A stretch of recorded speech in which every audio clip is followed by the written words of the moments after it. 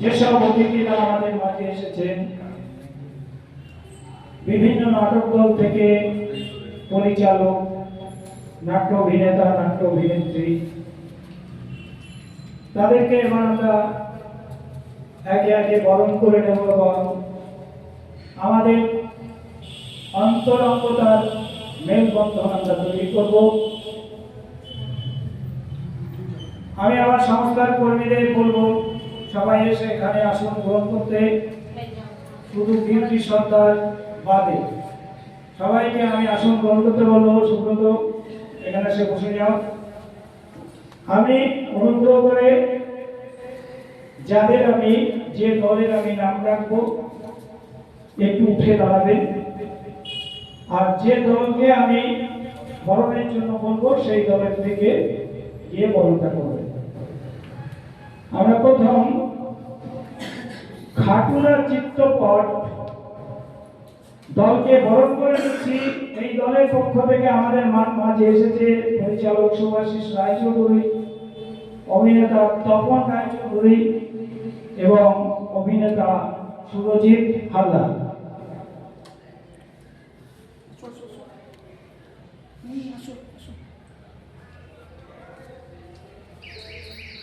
বরণ করে নেবে হাবড়া নান্দনিক নাট্যদল থেকে তিমির বিশ্বাস এবং পার্থ দাস। আমি সুভাষিস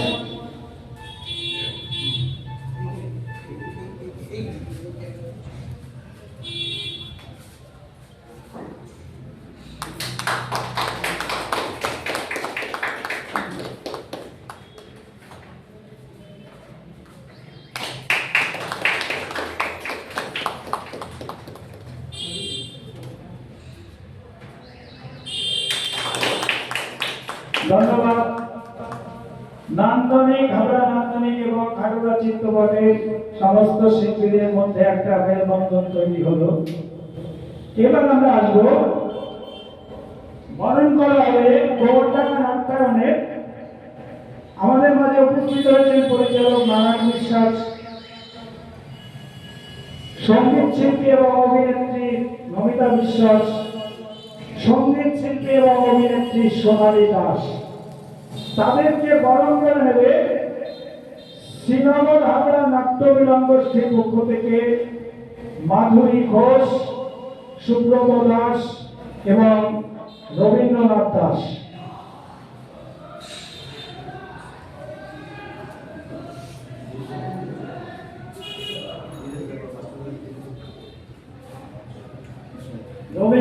রবীন্দ্রনাথ সরকার।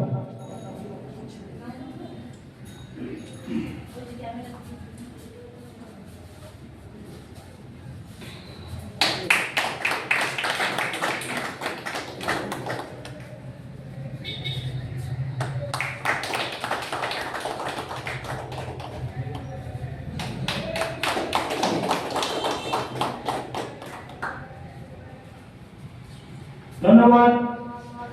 নারী গোবরডাঙ্গা নাট্যায়ন এবং শ্রীনগর হাবড়া নাট্য বিলঙ্গোষ্ঠীর শিল্পীদের। এবার বরণ করে নেওয়া হবে গোবরডাঙ্গা নাবিক নাট্যমের থেকে উপস্থিত হয়েছেন পরিচালক জীবন অধিকারী মহাশয়।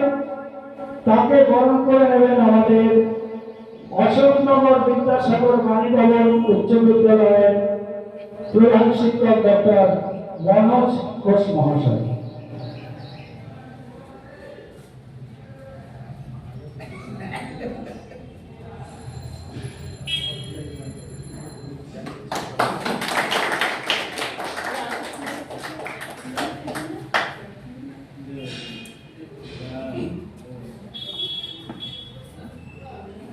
ধন্যবাদ জীবন বাবুকে, ধন্যবাদ মনোজ বাবুকে। এবার গোবরডাঙ্গা পড়শি নাটক সংস্থা থেকে এসেছেন সৌমেন ভট্টাচার্য মহাশয় পরিচালক। তাকে বরণ করে নেবেন আমাদের বর্ষিয়ান সাংবাদিক নীলেশ ভৌমিক মহাশয়।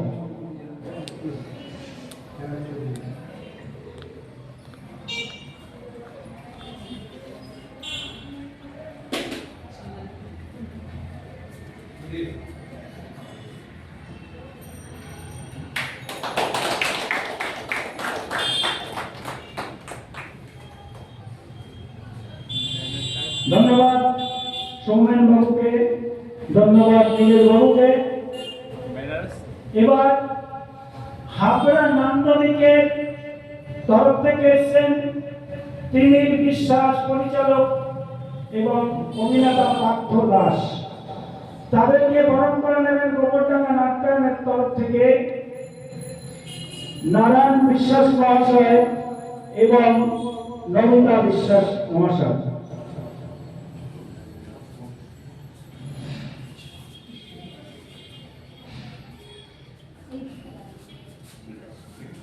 ঠিক আছে।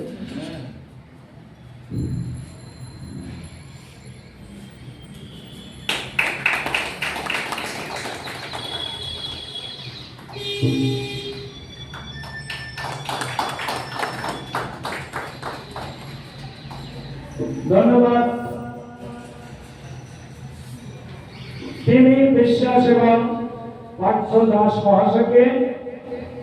এবার ঠাকুরনগর থিয়েটার্সের পক্ষ থেকে এসেছেন পরিচালক জগদীশ ঘরামি, অভিনেতা কমল দে এবং অভিনেতা শিবম হালদার। তাদেরকে বরণ করে নেবে খাটুরা চিত্তকরের পক্ষ থেকে সুভাষিস রায়চৌধুরী,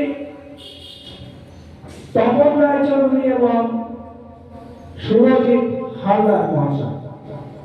আমাদের একজন নেই যতক্ষণ জন্য কাজে রয়েছে।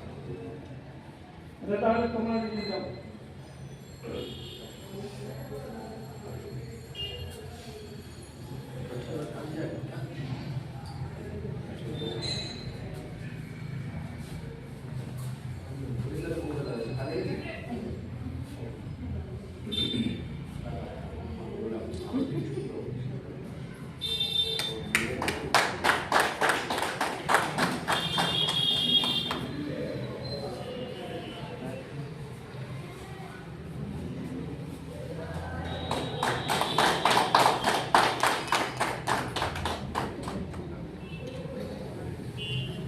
ধন্যবাদ জগদীশ ঘরামি এবং কমল দে মহাশয়কে। এবার অশোকনগর বিদ্যাসাগর বাণী ভবন উচ্চ বিদ্যালয়ের প্রধান শিক্ষক মহাশয়কে বরণ করে নেবেন বর্ষী নাট্য সংস্থার পরিচালক সৌমেন ভট্টাচার্য মহাশয়।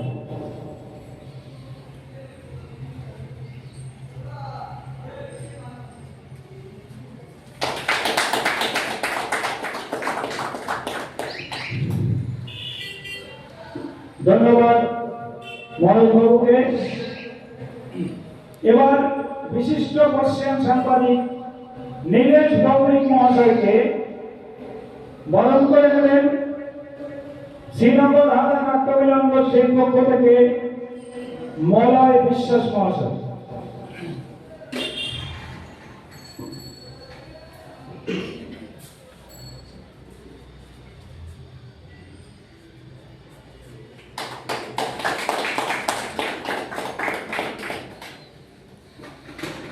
এই সময় আমরা শেষ করছি, আমাদের অতিথি বরণ করব। এবার আমরা যাব আমাদের মূল অনুষ্ঠানে। আজকে আমাদের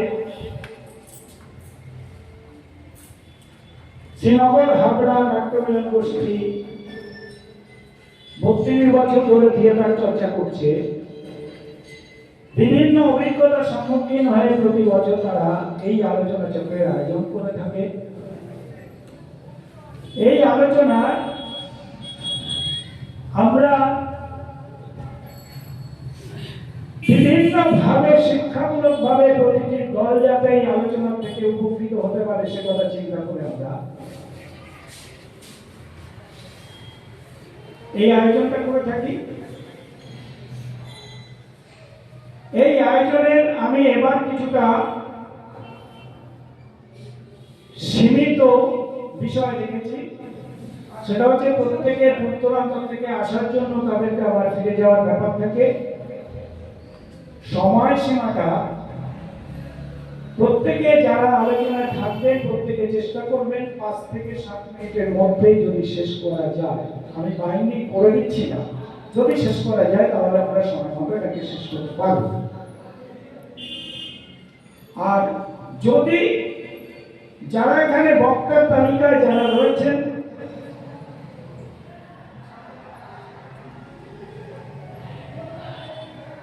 খাটুরা চিত্রপটের থেকে সুভাষিস রায়চৌধুরী এবং সুরজিৎ হালদার, গোবরডাঙ্গা নাট্যায়নের পক্ষ থেকে নারায়ণ বিশ্বাস মহাশয়,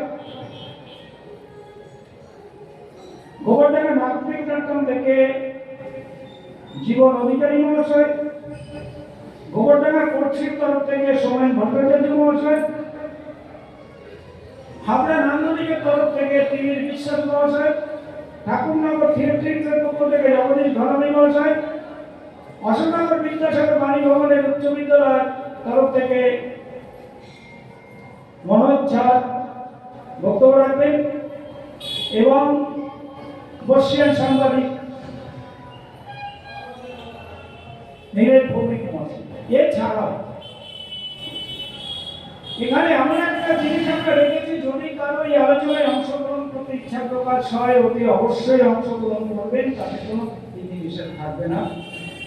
এছাড়াও আমরা মাঝে মাঝে আমরা নৃত্য সঙ্গীত বা আবৃত্তি এসবের কিছু কিছু ছোঁয়া নিয়ে আমরা গিয়ে আমরা যত তাড়াতাড়ি সম্ভব অনুষ্ঠানে শেষ করব। এই আলোচনায় আমরা প্রত্যেকেই স্বকর্মে যার যার স্বমহিমায় আমরা থিয়েটার চর্চা করে চলেছি। সেই থিয়েটার চর্চা আমরা আদি থেকে দেখলে অতি প্রাচীন ভারতীয় থিয়েটার সেই ভরতমুনি থেকে শুরু হয়েছে। পৃথিবীর ইতিহাসে আমরা গ্রিস, যেটা রোম ছিল এখন ইতালি হয়েছে, চীন, ভারত, এ সমস্ত দেশকে আমরা প্রাচীন কাল থেকে বলে গেছি। মিশর সব থেকে প্রথম মিশর শুরু করেছিল, তারপরে গ্রিস। আমাদের ভারতবর্ষে থিয়েটারের ইতিহাস বলছে প্রায় 4000 বছর আগে ভরতমুনি এই শাস্ত্রটা তৈরি করেছিলেন বর্মা নির্দেশে। তার পরবর্তী সময়ে কতটা ইতিহাস পাওয়া গেছে সেটা আমাদের কাছে অনেকটাই আবছা হয়ে আছে। তার পরবর্তীকালে দ্বিতীয় শতাব্দীতে শূদ্রক তার মিত্রকটিক নাটক দিয়ে একটা সালে লাগিয়েছিলেন, ভগবতী সালে লাগিয়েছিলেন। মহাকবি কালিদাস তার 3খানা নাটক আমাদের মাঝে চিরস্মরণীয় করে রেখেছেন। তার পরবর্তীকালে আমরা দেখেছি আমাদের বাংলা থিয়েটারে চলে আসছি গ্রাসিং দেবাদেবকে নিয়ে, যিনি 1795 সালে আমাদের মাঝে বাংলা নাটকের উদ্ভব করে আমাদের কলকাতা শহরকে কেন্দ্র করে আমাদের সেই নাট্যচর্চার বিশাল একটা ভূমিকা নিয়ে এসে আজকে আমাদের বর্তমান থিয়েটারে আমরা যে নাট্যচর্চাটা করছি সেটা আমরা দুটো ভাগ দেখতে পাই, একটা প্রফেশনাল, পেশাদার, একটা অপেশাদার। এই পেশাদার অপেশাদারের মধ্যে আমরা পেশাদারিত্বের ক্ষেত্রে আমরা দেখেছি অনেকটাই স্থিরিত হয়ে গেছে, কিন্তু অপেশাদার যে নাট্যচর্চাটা সেটা আমাদেরকে এগিয়ে নিয়ে চলেছে। আমরা সব ধর্মে এগিয়ে চলেছি। একটা সময় যেখানে কলকাতা কেন্দ্রিক ছিল আমাদের এই নাট্যচর্চা, সেটা এখন কলকাতা কেন্দ্রিক ছেড়ে বাংলা তথা সারা ভারতবর্ষ জুড়ে যেন বাংলা নাট্যচর্চা একেবারে একাকার হয়ে গেছে। তার উপরে আমরা বিভিন্ন রকম ভাবে আমাদের ভুল সঠিক সবকিছুকে আমরা সঙ্গে নিয়ে আমরা চর্চা করে চলেছি। সেই চর্চার মধ্য দিয়ে আমরা কি ভুল করছি, কি সঠিক কাজ করছি, তাই আমরা চিত্র আমরা এখানে দেখতে চাইবো। যারা এখানে এতগুলি দল আমরা এখানে উপস্থিত রয়েছে, আমরা সেখান থেকে প্রত্যেকে যেন আমরা কিছু শিখবো। সেই জায়গাটা থেকে আমি প্রথম আলোচনায় আমি আহ্বান করব আমাদের শ্রদ্ধেয় স্যার ডক্টর মনোজ বাবু। স্যার আমি বসে করতে পারি, কাউকে উঠতে হবে না, একটু এখানে বসুন, সবাই মিলে যাচ্ছে। ঠিক আছে ঠিক আছে। দেরি করা যাবে না, সময় জ্ঞান খুব দরকার।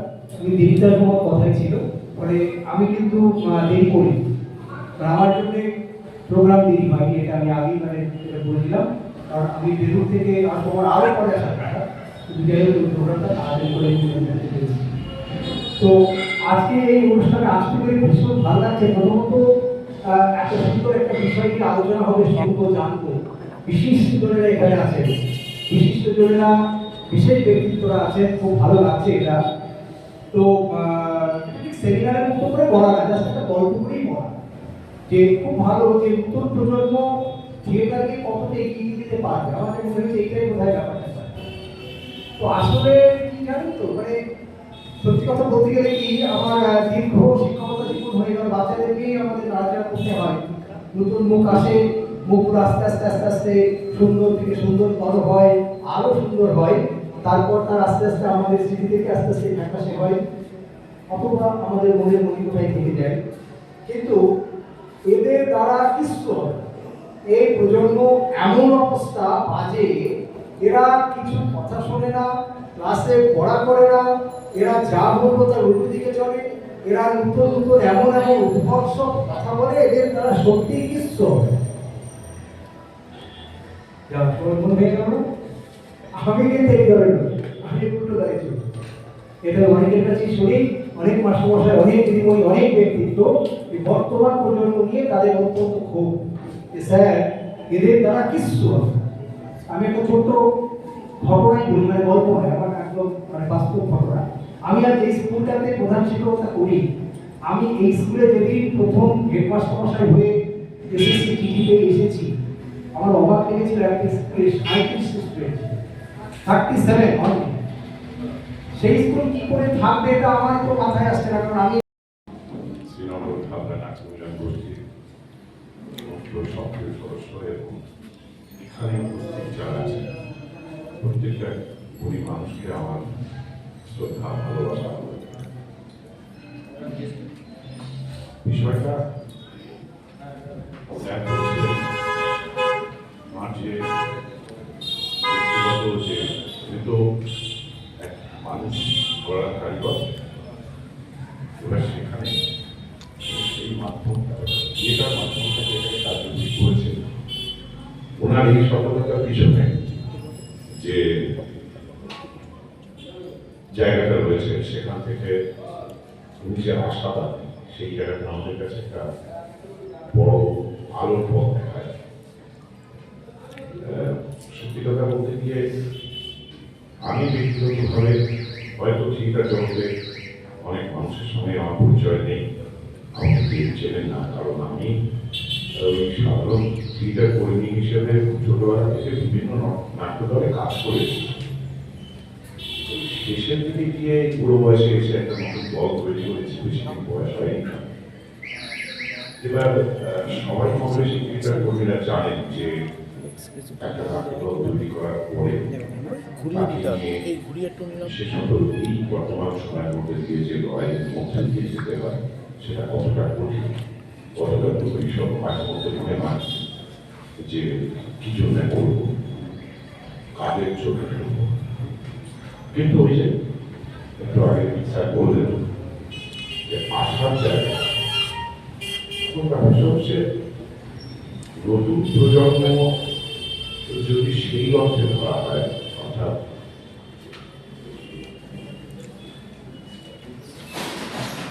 বর্তমান যে সভ্যতা কমপ্লিটলি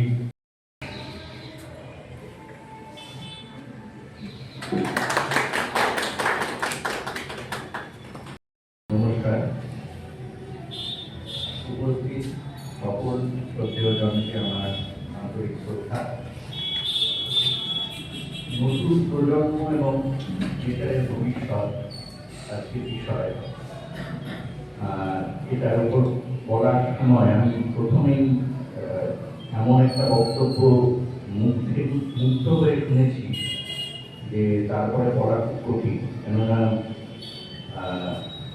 মনোজদার নতুন একজন শিক্ষক, একজন নাটকের মানুষ, শিল্পী পাওয়া খুব দুষ্কর। মনোজদাকে আমি যখন প্রথম দেখেছি, সে প্রায় আজ থেকে প্রায় 20-25 বছর আগে, তখন জানতাম না তিনি শিক্ষক। মুগ্ধ হয়ে তার অভিনয় দেখেছি গত দৃষ্টিতে, বহু প্রযোজনায়। পরবর্তীকালে যখন জানলাম শিক্ষক, তার নাম আনন্দবাজার থেকে শুরু করে সর্বত্রই বেরোলো। তারপর সম্প্রতি এই নাট্যবিজ্ঞান গোষ্ঠী গত বছরের ফেস্টিভ্যালে আরেকটি নাটক দেখলাম, এবং তার নবমী। একবার দেখেছি, বার কয়েক ফেসবুকে লিখেছি যে এই নাটকটা একবার দেখে আমার আশ মিটে।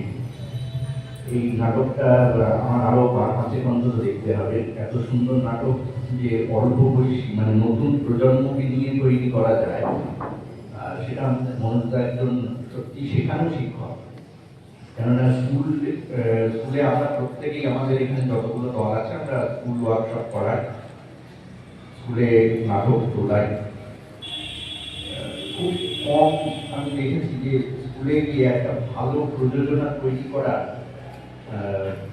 যায়, এটা খুব একটা হয় না। কেননা প্রত্যেকটা ছাত্রের আজ এই অসুবিধা, কাল ওর এই অসুবিধা, পরশু তার এই অসুবিধা, তারপরের দিন গিয়ে দেখা যাচ্ছে স্কুলে কিছু একটা অসুবিধা। তো সেই সবকে মেনে নিয়ে আমাদের সময়টাও কম থাকে। আমরা যে নাটকটা প্রযোজনা করি, আমি ব্যক্তিগতভাবে সেই আমার যে স্কুলে গিয়ে নাটক তৈরি করেছি, সেখানে আমি খুব স্যাটিসফাইড হই নাটকটা তৈরি করে। কিন্তু এবং তার নরম দেখে ভাবছিলাম যে স্কুলের বাচ্চারা করছে না একটা গ্রুপ থিয়েটারে, মানে একটা দল করছে যারা প্রফেশনালি কাজ করে। কারণ এখন তো সব কাজেই প্রফেশনাল কথাটা চলে আসে, কিন্তু তারা মনে হয় কোনটা প্রফেশনাল কেউ নয়, 7-8-9 ছাত্র। তারা কিভাবে করছে, তার মানে এখানে কোথাও একটা সবকিছু ছাড়িয়ে মনোজদা একটা থিয়েটারের মানুষ হয়ে উঠছেন এবং থিয়েটারের আগামী প্রজন্মকে এগিয়ে দেওয়ার চেষ্টা করছেন। একজন শহরের ছেলে, সে গ্রাম দেখতে এসেছে। তো গ্রাম দেখতে এসে তার অভিজ্ঞতাটা কেমন? বাহ, কি অপূর্ব, কি অপূর্ব এই গ্রাম! চারিদিকে সবুজে সবুজে মোড়া, শস্য শ্যামলা। একটা ধানের গাছ আর একটা ধানের গাছের গায়ে দৌড় খেয়ে গিয়ে পড়ছে আর বলছে, এসো আমরা একে অপরের সঙ্গে আলিঙ্গন করি। অথচ আমাদের শহর একেবারে যেন ইট কাঠ পাথরে মোড়া, যেন কিলে খেতে আইসো, মনতে যেন কষ্ট হয়। সবুজ ধানের ক্ষেত, তার মাঝখান দিয়ে নদী বয়ে চলেছে কুলকুল করে, আর মাঝি গান গাইতে গাইতে চলেছে। কি অসাধারণ! নাইয়া রে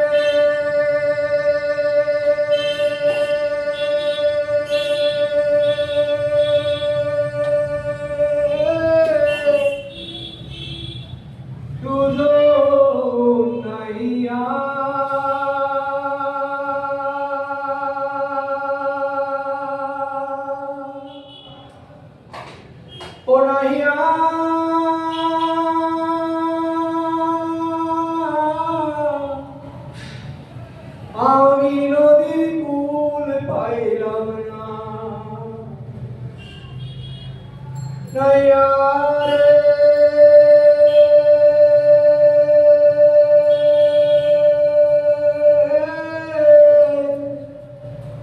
শুধু নাইয়া।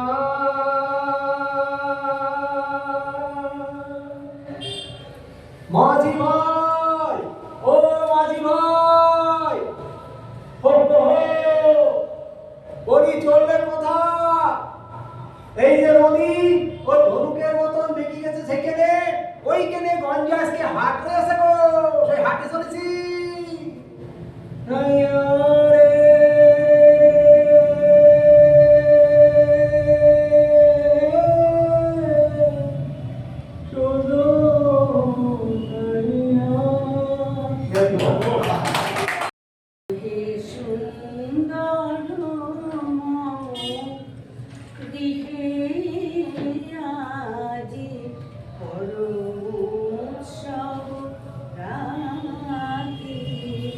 ওহে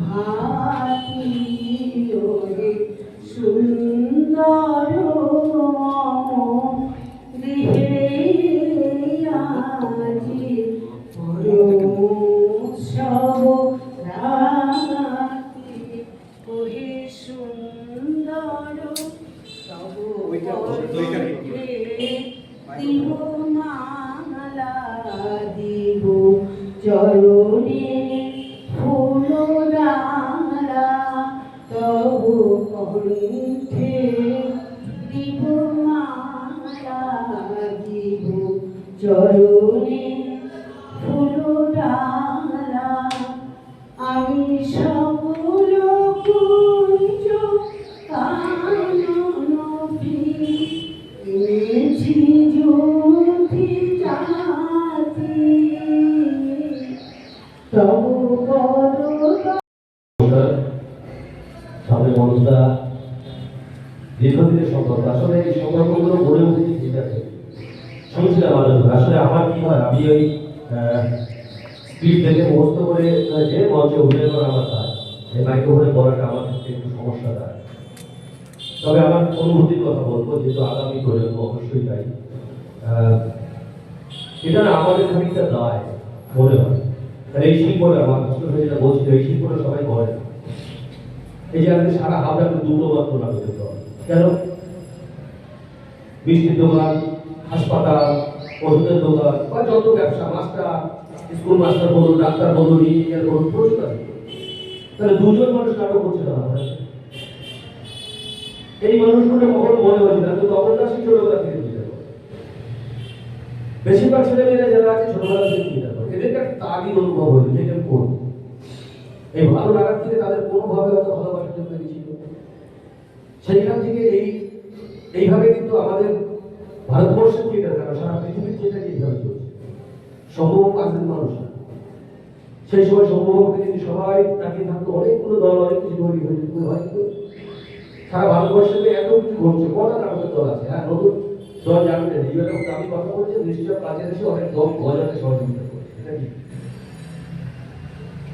আগামী প্রজন্ম বলতে যে কথাটা বলাটা বলে বোঝানো যাবে না, অ্যাকচুয়ালি এটা এই দায়িত্বটা আমাদের নিতে হবে। এখানে ভিড় করলে হবে, ভিড়ের মধ্যে থিয়েটার হয় না, এটা মেধার খেলা, ফাইনাল বলি আমরা। এই শিল্পটা সবাই পারে না, সবার দ্বারা হয় না। আপনি জোর করে করছেন আলাদা হয় না, যে সব কিছুটা প্রতিভা দরকার। আপনি যত চেষ্টা করুন, সফলতা শীর্ষে আপনি পৌঁছতে পারবেন না যদি আপনার মধ্যে প্রতিভা না থাকে। এটা খুব গুরুত্বপূর্ণ আমার মনে হয়। আমি আমার উপলব্ধি দিয়ে চেষ্টা করছি। বহু মানুষ তো এই যে আমরা এত মানুষের গান শুনি, কিন্তু প্রতিষ্ঠানে সবাই পাচ্ছে, সত্যিকারের প্রতিভা অনেক সময় মাটি চাপা পড়ে যাচ্ছে। আর তার থেকে বড় কথা হচ্ছে, এখনকার এই আগামী প্রজন্ম থিয়েটার কেন করবে, কেন করবে কিনা? একটা ডাক্তার, সে ডাক্তারি পাস করে তার সে কাজ আনন্দ করে করতাম একসময় নাটকটা। আসলে আমি রূপান্তরে দীর্ঘদিন নাটক করেছি। তা একটা নাটক করেছিলাম যুধিষ্ঠিরের কিস্সা। সেই নাটকে কোনো মিউজিক ছিল না, আর নাটকে গান গেয়ে গিয়ে চেঞ্জ হতো। মানে হয় এখন আমরা ওই মাঝখানে মিউজিক বাজিয়ে যেমন দৃশ্য চেঞ্জ করি, ওই নাটকে আমি গান করতাম আর ওই দৃশ্য চেঞ্জ হয়ে যেত। তা ওই নাটকে একটা গান ছিল, আমি মাটির কাছে গান শিখেছি, আমি মাটির কাছে গান শিখেছি, ধানের কাছে সুর, আর স্বপন দিয়ে বপন করি জীবন সুমধুর, আর স্বপন দিয়ে বপন করি জীবন সুমধুর।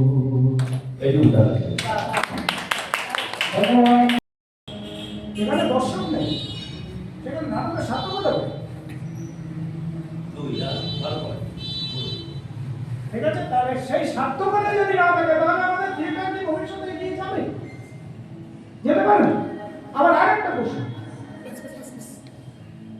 গেরাসের লেখা 1795 সালে যখন বাংলা নাটক উনি তৈরি করলেন, তারপর থেকে বাংলা নাটকে জোয়ার আসে। সেই নাটকটা কলকাতায় কিছু জমিদার বাড়ি সীমাবদ্ধ ছিল, সেখানে সাধারণ মানুষ ঢুকতে পারত। তার পরবর্তীকালে মাইকেল মধুসূদন দত্ত, বিদ্যাসাগর এদের মতো মানুষগুলো ওটাকে আস্তে আস্তে কিছুটা ছড়িয়েছে। মনমত চৌধুরী যখন ছোট নাটক, একাঙ্ক নাটক তৈরি করলেন, তারপর থেকে এটা ছড়িয়ে সময় একটা জায়গায় একটা সীমাবদ্ধ ছিল। আজকে মনমোহন চৌধুরী যদি একাঙ্ক নাটক তৈরি না করতে, তাহলে আমার মনে হয় সারা বাংলা তথা সারা ভারতবর্ষে এইভাবে নাটক ছড়াতো না। তবে নাটকটা ছড়িয়ে গেছে, কিন্তু একটা সময় ওই ক্লাসিক ডেভেলপের আগে কিন্তু আমাদের সীমিত সামান্য পরিমাণ নাট্যচর্চা চলত। তাহলে এখন সেটা ছড়িয়ে যাচ্ছে। যেতে যেতে আজকে স্যার বলছেন, স্যারের স্কুল থেকে তারা স্যার যেটুকু শিখিয়েছেন, তারপরে আমরা যে তাল্লাবই দেখেছি এবং তাল্লাবই সেটা আমার সঙ্গে আমার মনে পড়ে যে আমার প্রথম নাটক বদলি কেন, সেখানে আমি মঞ্চে করে একটা চিঠা জানিয়েছিলাম। উনি ওই নাটকের মধ্যে যে পাঠাবলিটা দিয়েছে এবং মা কালীর পুজোটা করেছে, সেটা তো আমার মনে হচ্ছে নাটক থিয়েটারের অনেক উঠছে। একবার জ্বলন্ত acting is not acting theory, সেই থিওরি তুমি বেরিয়ে যেতে পেরেছি। আমরা কি সেগুলো মেনে চলে সেগুলো কি স্যারের মধ্যে বলতে পারছি, আর পাঁচটা দলের মধ্যে বলতে পারছি? এই জায়গাটায় আমাদের বড় কথা। গোবরডাঙ্গা আজকে ওখানে 20-22টা দল কাজ করছে কি 25টা দল কাজ করছে। কেন? আজকে যখন শিল্পায়ন নকশা রূপান্তর এদের মতো দল ওখানে তৈরি হয়েছে, সেখানে যাদের তৈরি করা হয়েছিল তারা পরবর্তী সময় আবার এক একটা দল তৈরি করে তারা আজকে কাজ করতে করতে এগোচ্ছে। হাবড়ায় একটা কোরাস নাটক দল ছিল, সেই দলটা আমার ছোট থেকে আমি দেখেছি যে কোরাস দলটা আমার সরকার কাজ করতো। তারা কোনোদিন কাউকে এইভাবে ডেকে কাজ করায়নি বা সেখান থেকে সেইভাবে তৈরি হয়নি, তাই হাবড়ায় ব্যবস্থা করে রয়েছে। যে কথাটা বলেছেন সেটা উৎসাহ কথা, সেটা উদ্দীপনার কথা। আমরা যদি সেইভাবে করি তাহলে আমরা করতে পারি। যেমন মেয়েটি চলে গেছে, আজকে চাকদার থেকে ছুটে আসতে এখন বগুড়া থেকে আসে আমাদের এখানে, তার যদি ইচ্ছা না থাকে। আমি আপনি ডিরেক্টর, আমি আপনি নাট্যকার, আমরা কি যাবো এখন বগুড়া থেকে, এখান থেকে হাবড়া থেকে গোবরডাঙ্গা থেকে নাটক করতে? তার ইচ্ছা আছে বলে সে আসে। এই ইচ্ছা শক্তি জন্মাবার কথা স্যার যেটা বললেন যে আমাদের নাটক শেখাবেন, ওই যে মেয়েটি বলেছে, আমি ভারতীয় স্কুলে আমি ওয়ার্কশপ করতে গিয়ে আমি মনে করেছিলাম এটা গার্লস স্কুল, হয়তো ওরা তো লজ্জায় একেবারে কেটে পড়ে। কয়টা ক্যান্ডিডেট পাবানি কি জন্য কে জানে, 53টা মেয়ে অংশগ্রহণ করেছিল। আমি যেদিন ওয়ার্কশপ ছেড়ে এসেছি 5 তারিখে, তার 6 তারিখে ওদের স্কুলে ফাউন্ডেশন ডে, সেই দিন ওরা একটা স্পট ড্রামা করে ওই মঞ্চে ওরা দেখিয়েছে। তাদের মধ্যে থেকে আমি মনে করি 10 জন বের হচ্ছে। তাহলে আগামীতে আমরা যেভাবে এগোচ্ছি সেটা কি আমাদের বর্তমান থিয়েটারের ভবিষ্যতে দাঁড়াবে, নাকি এই হরপাবারা তাদেরকে শেষ করে নিয়ে যাবে?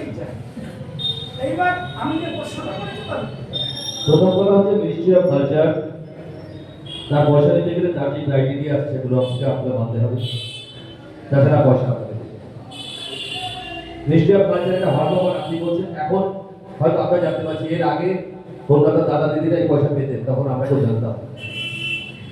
কলকাতার বাইরে গ্রান্টের টাকা এসছে সম্ভবত 8-10 সাল, নিজে এরকম সময় বলতেন কলকাতার বাইরে গ্রান্টের টাকা বেরিয়েছে, আপনি জানেন কি আমি জানি। আর আপনি যার কথা বলছেন তিনি হচ্ছে মনমোহন রায় চৌধুরী। মনমোহন রায় বিখ্যাত একাঙ্ক নাটকের জনক বলা হয়। ওনার তৎকালীন যে নাটক উনি দেখছিলেন, তখন মনে হচ্ছিল যে নাটক ওই 3 ঘন্টা 4 ঘন্টা, মানে আপনি চিন্তা করুন বিবর্তন কিভাবে ঘটছে, হয় না বিবর্তন। আজকে 20 মিনিট নাটক, 20 মিনিট 25-22 মিনিট নাটক আমরা করছি, দেখছি। বিবর্তন দেখতে পেলেন সেই সময় যে এই মানুষকে বসে রসবোধ, এই নাটকের একটা ধরন ছিল, সেটা কি জানেন? সেটা আপনি জানেন না। গ্রুপ থিয়েটার শুনেছি আমরা, গণনাট্য নাম শুনেছি আমরা। প্রত্যেক থিয়েটার বা বাদলবাবু যে কাজগুলো করতেন, পথনাটক যেভাবে করতেন, এর একটা ধরন আছে, একটা প্যাটার্ন আছে এবং কিছু বলা কথা। আপনি ভেরি রিসেন্ট এদের 5-7 বছর আগে কথা বলছি, আমাদের উড়িষ্যা থেকে আসতেন শুভম পাট্টানার, তার কাজ যদি দেখে থাকেন বুঝতে পারবেন। ও ছিল একটা সাইকেল নিয়ে গ্রামে চলে গেছে। এই গ্রামে কি সমস্যা হচ্ছে? তা বলছে যে গ্রামে জল নেই, কেন নেই? এই ব্যাপার, চলো ওইটা নিয়ে নাটক শুরু হবে। ওই গ্রামের লোক বসে নাটক হতো, তার একটা মোটো ছিল। এবার আপনার থিয়েটার কোনো মোটোতে কাজ করছে না, ভাবতে হবে আপনার থিয়েটার কোনো মোটো আছে কিনা। আপনি থিয়েটারকে বিপ্লব ঘটাতে চান? 70 দশকের নাটক খবর তো মানুষকে রাস্তায় নামিয়ে দিয়েছে। রাস্তায় 70 দশকের নাটক করছে, পুলিশ ধরে অ্যারেস্ট করে তাদের নিয়ে যাচ্ছে। এই গৌতম মুখার্জি পেটে চাকর করে তখন নাটক করছে। এটা মোটো ছিল। এবার আপনার মোটো আগে সেটা ঠিক করুন যে আপনি কি থিয়েটারকে নিয়ে যাবেন কোন জায়গায়, আন্দোলন করবে আপনার থিয়েটার থেকে। তাহলে আপনি 100 জনের মাঠের মাঝখানে মানুষকে ভাষণ দেওয়ার মতো করে থিয়েটার করবেন। আর আমার থিয়েটার যদি ওই নন্দনের কথা বলছিলেন, তত্ত্বের কথা বলছিলেন, আমার থিয়েটার যদি মানুষের বোধকে জাগাতে পারে। সব মানুষের বোধ জাগিয়ে লাভ নেই। মাস্টারমশাই একজনই, ওই মাস্টারমশাই একজনই বাচ্চাটাকে নিয়ে এসে তার বাড়ি থেকে নিয়ে এসে তাকে স্কুলে পড়াবে, তার পয়সা দিয়ে তাকে থিয়েটার করিয়ে করবে। এই মানুষ তৈরি করাটা খুব জরুরি। আমি বলেছি মানুষগুলো তৈরি হবে, তাহলে আমাদের স্বাধীন পরিবর্তন করতে হবে। বিদ্যাসাগর তো একজনই ছিলেন, এই মানুষগুলো একজন। এইগুলো প্রতিভা, বলছিলাম না এটা হয় না, সব মানুষ এটা পারে না। নেতাজি সুভাষচন্দ্র বোস যে আন্দোলন করেছিলেন, সেই আন্দোলনটা অন্য কেউ করতে পারেনি। তার কারণ এইটা ওদের প্রতিভা, ওদের মধ্যে বীজটা বপন আছে অন্য বলে। আমাদের কাজ হচ্ছে বীজগুলো বপন করা। আপনি মানুষকে একসঙ্গে তো বোঝাতে পারবেন না, আপনার থিয়েটার থেকে কেউ আন্দোলনে নামবে না, এটা আমি বিশ্বাস করি। এখনকার থিয়েটার কেউ আন্দোলনে নামবে না, আর সেই থিয়েটার কেউ করে না। তার কারণ ওই থিয়েটার আপনাকে ডাকবেই না। আপনি একটি গভর্নমেন্ট কথা বলুন, বলে দেখুন তো, কোন নাট্যদল আপনাকে, কোন উৎসবে আপনাকে ডাকে? ডাকবে। এইবার একটা ধরন আছে, আপনি কি ধরনের থিয়েটার করবেন, সেই ভাবনার উপরে নির্ভর করবে যে আমি 100 মানুষকে দেখাবো না 1 লাখ মানুষকে দেখাবো। ব্রিগেডের বাড়ি থিয়েটার হবে যদি আপনি সেইভাবে ভাবেন, বক্তৃতা হবে না, সেটা নাটক হবে। স্কুলের ব্যবস্থা আছে না, তখন নাটক তৈরি করে অঙ্ক করানো হয়, ইতিহাস পড়ানো হয়, ভূগোল পড়ানো হয়, সেটা একটা নাটক। কিন্তু আপনার বই বোঝা হবে এই নাটকটা আমি কেন, প্রথমে নিজেকে জিজ্ঞেস করি এই নাটক কেন করবো। যদি মনে করেন আমি এই সমস্যা নিয়ে কাজ করবো, তাহলে সেই সমস্যা যারা ভুগছে যে অঞ্চল, সেই অঞ্চলে বসি না, সেই সমস্যার সমাধানের কথা তাদের নাটক করে বসে, হয়তো খুব তাড়াতাড়ি সে ডেভেলপ করে যেতে পারে। অগস্ত্য বলের নাম শুনেছেন নিশ্চয়ই। অগস্ত্য বলের একটা থিওরি আছে, বিদেশে যে থিয়েটার আছে, সেই থিয়েটার যে অগস্ত্য বলে 10 জন যাবে, দর্শক বসে আছে, ঘর ভর্তি লোক, 10 জন 20 জন 50 জন পুরা, বা 100 জন 200 জন দর্শক আছে, হবে 500 জন আছে। মঞ্চে অভিনয় হচ্ছে, অগস্ত্য বলের ছেলেমেয়েরা অভিনয়, তার ধারায় যে থিয়েটার হচ্ছে সেই অভিনয়টা করছে, করার পরে 20 মিনিট থিয়েটার করবে। থিয়েটার করতে করতে একটা ক্রাইসিস তৈরি করবে।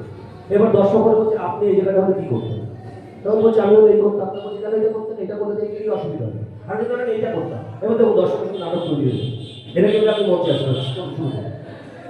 থিয়েটার আপনাকে ধারা ভাবতে হবে, কোন ধারায় আপনি থিয়েটার করবেন, কি ধরনের থিয়েটার করবেন, তার উপরে নির্ভর করবে আপনার দর্শক। এটুকু বলে ধন্যবাদ জীবনদাকে। আমরা আমি পরিচালক না, আমি আপনার রাজনীতির একজন কর্মী, আমাদের নির্দেশক।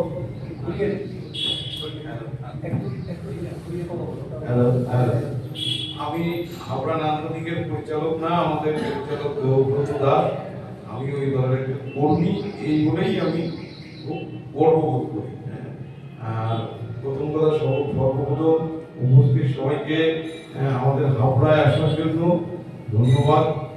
স্যার আছেন, নীলেশ স্যার আছেন, এবং আমার বন্ধুরা এখানে বসে আছে, তাদের সবাইকে, দাদারা আছেন, ওনারা আছেন, সবাইকে ধন্যবাদ জানাচ্ছি আমাদের হাওড়ায় আসার জন্য। যেহেতু নাট্যমিলন গোষ্ঠী এবং হাওড়া নান্দনিক, আমরা আমাদের ভিতরে খুবই ভালো সম্পর্ক এবং আমরা মত বিনিময় করে চলি, সেই কারণে আমি মনে করি এটা আমাদেরই অনুষ্ঠান। আর দিদিদাকে ধন্যবাদ জানাবো না, কারণ আমি চিরদিনই শোনার দলের লোক, বলার দলের লোক না। তো দিদিদা বলতে বলেছে, যদি মজা করে বলছি, যদি একটু বেশি বলে ফেলে দিই, দিদিদা কাশি দেবেন, আমি ছেড়ে দেবো। হ্যাঁ, যাই হোক, আজকে যে বিষয় নতুন প্রজন্ম থিয়েটারের ভবিষ্যৎ, আমি একটু পেছন দিকে আসি, থিয়েটারের ভবিষ্যৎ। আচ্ছা, একটা প্রশ্ন এখানে অনেক তো, থিয়েটারের ভবিষ্যৎ মানে কি আগে ভালো ছিল, ভবিষ্যতে খারাপ হচ্ছে, নাকি ভবিষ্যতে ভালো হবে এখন খারাপ, এই বিষয়গুলো আসে। তা আমি বলবো, যদি একটা কথা খুবই প্রচলিত যে আমাদের এই থিয়েটার হচ্ছে নাকি প্রান্তিক শিল্প, এই শিল্প খুব একটা মানুষ টানে না মানুষকে, বা একটা পিছিয়ে পড়া শিল্পের মধ্যেই ধরা হয়।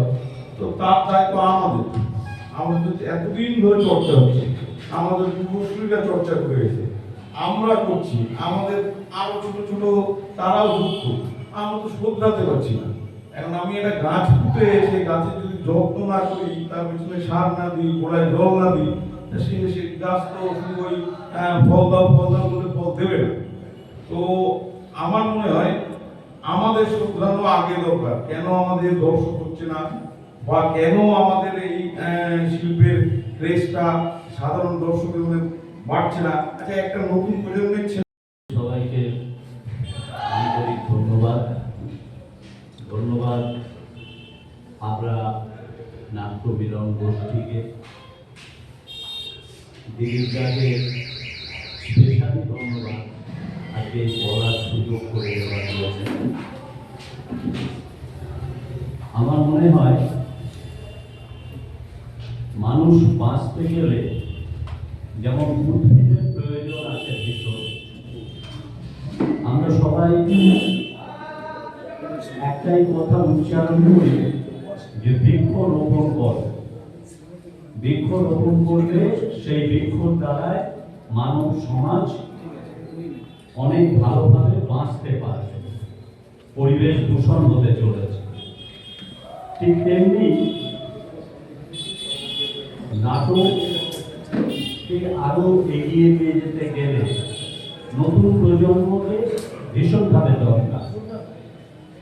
তো সেই নতুন প্রজন্মের সঙ্গে প্রথমেই যেটা করতে হবে, পুরনো প্রজন্মের যারা আছে দলে তাদেরকে ভালো ব্যবহার করতে হবে। আমি বলবো যে sacrifice is the best policy of theatre. একটা বাচ্চা ছেলে আমার দলে অভিনয় করতে এলো, সে কিছুদিন থাকার পরে আমার দলের কিছু কেউ বেটা মানুষ তার সঙ্গে খারাপ ব্যবহার করলো, তাকে ঠকাবার প্রবণতা দেখালো, তাহলে তার মধ্যে প্রথমেই থিয়েটার স্বপ্নটা নষ্ট হয়ে যায়। রিজু আমার করে করে আমার রিহার্সাল রুমে গেছিল। রিজু 2-3 বার চাকরি পেয়েছে, রিজু চাকরিতে যায়নি। ওর বাবা তৈরি করেছে আমাকে, আমাদের দুজনকে দেখে তৈরি হয়েছে রিজু, রিজুকে দেখে তৈরি হয়েছে আমার ছেলে।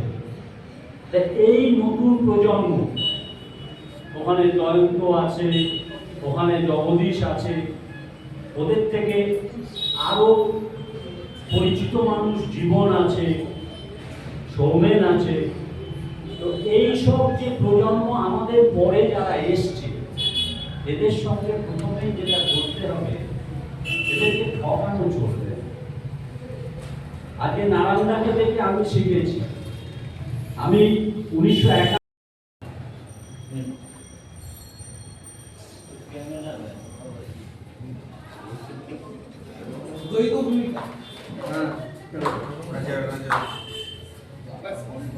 নমস্কার, শুভ সন্ধ্যা। আজকে এখানে উপস্থিত সকলকে জানাই আমার শ্রদ্ধা, প্রণাম, ভালোবাসা। আজকের যে বিষয়, সেই বিষয়ে বিশেষ কিছু বলা নেই, তার কারণ আমি বক্তা নই, আমি শ্রোতা। কিন্তু খুব ভালো লাগে যখন কাকুর এখানে সেমিনার বা থিয়েটারের আড্ডা হয়, সেখানে কিছু বলার সুযোগ পাই। আমরা দীর্ঘদিন ধরে থিয়েটার করছি, সবাই এখানে যে বিষয়টা সেখানে আলোকপাত করেছে। আমি আর বিশেষ কিছু বলবো না, শুধু এইটুকুই বলবো, আমরা আমাদের অগ্রজদের কাছ থেকে শিখছি এবং থিয়েটারটা করছি। এইভাবেই আমরা থিয়েটারকে এগিয়ে নিয়ে যাচ্ছি। অনেক সবকিছুরই ভালো দিক আছে, খারাপ দিক আছে। খারাপ দিকগুলো দেখবো না, ভালো দিকগুলো বেছে নিয়ে আমরা এগিয়ে যাব। যেন এমন একটা সময় আসে ভবিষ্যতে যখন আমরা প্রাক্তন হব বা আমরা অগ্রজ হব, তখন যেন আমরা আমাদের অনুজকে বা আমাদের অনুজরা বলতে পারে যে হ্যাঁ, আমরা আমাদের অগ্রজদের কাছ থেকে কিছু শিখেছি, এবং তারা সেই সময় দাঁড়িয়ে তারা থিয়েটারটাকে এগিয়ে নিয়ে যাবে, যেটা আজকে আমরা শিখে ভবিষ্যতে তাদেরকে আমরা দিতে পারবো। আর সত্যি কথা বলতে, থিয়েটার ভালো মানুষ করতে শেখায়। অনেক এইরকম নতুন প্রজন্ম আছে যারা সঠিক গুরু না পাওয়ার অভাবে অনায়াসে হারিয়ে গেছে। সেই দিক থেকে আমি ভাগ্যবান যে আমি কিছু মানুষকে পেয়েছি। প্রদীপ রায়চৌধুরী আপনারা সকলেই জানেন, আমার বটবৃক্ষ, আমার অভিভাবক। দাদা আছে সুভাষিস দা, প্রত্যেক মুহূর্তে কখনো মজার সাথে, কখনো হাসি মজা, কখনো ভালোবাসা, কখনো বকা দিয়ে আমাকে প্রত্যেক মুহূর্তে আমাকে থিয়েটার শেখাচ্ছে। আমার শ্রদ্ধেয় কাকা আছে তপন কাকা, সেও আমার অভিভাবক। আর যার কথা না বললে নয়, প্রত্যেক মুহূর্তে যার সাথে আমার আলোচনা হয় থিয়েটার নিয়ে, দিলীপ ঘোষ মহাশয়। আমার মাঝে মধ্যেই আমার দিনের পর দিন, ঘন্টার পর ঘন্টা কাকুর সাথে ফোনে কথা হয়। আমার অনেক সময় মনে হয় যে এই মানুষটা যেন আর পাঁচজনের থেকে একটু আলাদা। দিলীপ ঘোষ একটা নাম নয়, এটা একটা ইনস্টিটিউশন। এটা আমার ব্যক্তিগত মত। আমার এইভাবেই আমরা এগিয়ে যাব এবং আমরা আশা করব আমরা যেন এইভাবেই নতুন প্রজন্ম এগিয়ে যেতে পারি এবং ভবিষ্যতে ভালোভাবে থিয়েটারটা করতে পারি। যদি কিছু ভুল বলে থাকি তাহলে ক্ষমা করে দেবেন। ধন্যবাদ। আমরা আমাদের সমাপ্তি অনুষ্ঠানের পথে এগিয়ে আসছি।